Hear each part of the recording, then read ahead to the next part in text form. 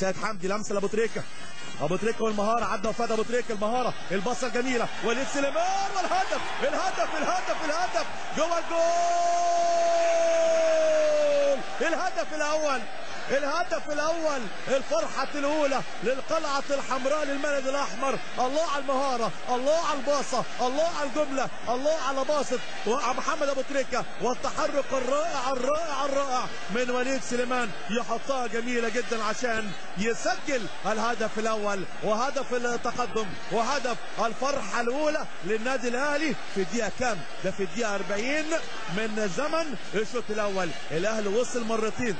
الاهلي وصل مرتين طوال الشوط الاول لمنطقه جزاء ليوبار، اول مره في الدقيقه 38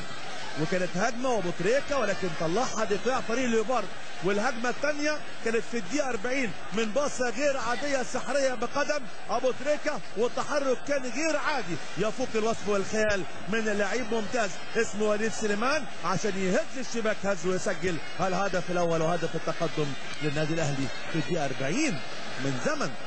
الشوط الاول.